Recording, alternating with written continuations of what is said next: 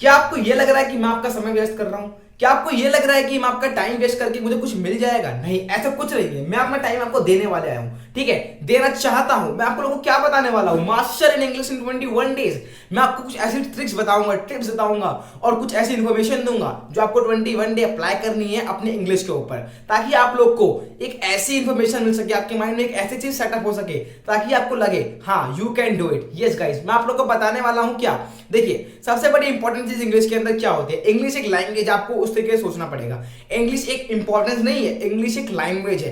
Language को learn करना एक का एक प्रोसेस होता है। प्रोसेस चाहे लंबा हो सकता है चाहे शॉर्ट भी हो सकता है, वो आपके ऊपर डिपेंड करता है और एक बंदे पे डिपेंड करता है कि आपको बताने वाला कौन है। और जो मैं बताने वाला हूं एक वो शॉर्ट मेथड है। जो मैं आपको मेथड बताऊंगा वो आपको 21 डेज अप्लाई करना है, ठीक है। तो मेरी वीडियो को पूरा जरूर देखिएगा, आपको मैं पक्का बताने वाला हूं वो मेथड क्या है। देखिए, पहला मेथड ये है, इंग्लिश को समझिए। Yes, you should have to know the English.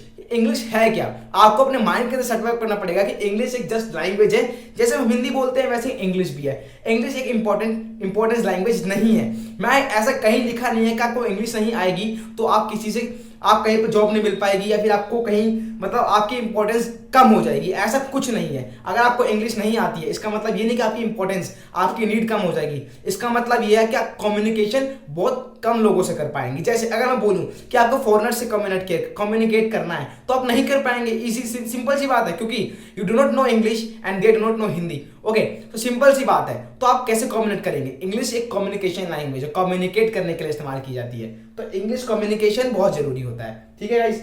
तो सुनो, मैं आपको क्या बताने वाला हूँ। पहली चीज सबसे इंपॉर्टेंट क्या है, वो चीज होती है हमारी क्या, प्रैक्टिस, ठीक है। Practice makes man perfect. आपको प्रैक्टिस ही परफेक्ट बनाती है। आप कुछ भी चीज करते हैं तो उस पर प्रैक्टिस नहीं करते हैं तो उसका जिम्मेदार कौन है? वो only you are the person who is responsible for it. Yes, आपको प्रैक्टिस करनी है। दूसरा मेथड क्या है? आपको हर दिन एक नई चीज करनी है। You should know the vocabularies, you should know the word meanings, which kind of word meanings are updating, ठीक है। किस तरह की वर्ड्स मीनिंग आजकल चल रही है वो आपको याद करनी है आपके दिमाग में, ठीक है। वो सब याद करना है, ठीक है। दो चीजें बता दी मैंने आपको। थर्ड चीज क्या है?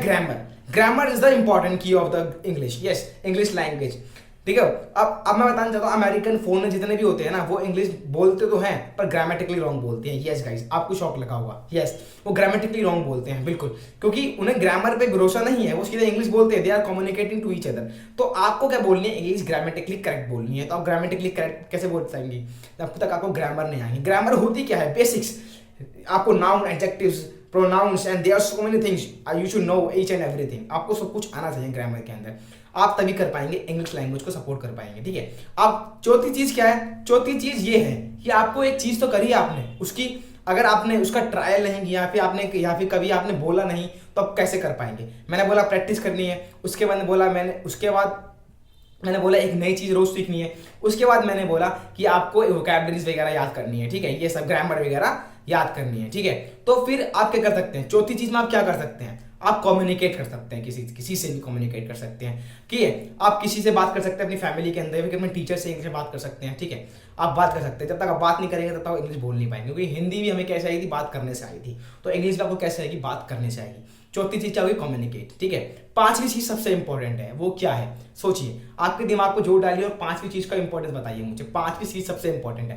पांचवी चीज ये है कि जितने भी चार चीजें बताइए उन सबको पकड़ के रखना। यस गाइस, आपको वो रोज डेली करना है। क्या डेली का मतलब क्या होता है? एक दिन भी स्किप नहीं करना है। You should have to do daily.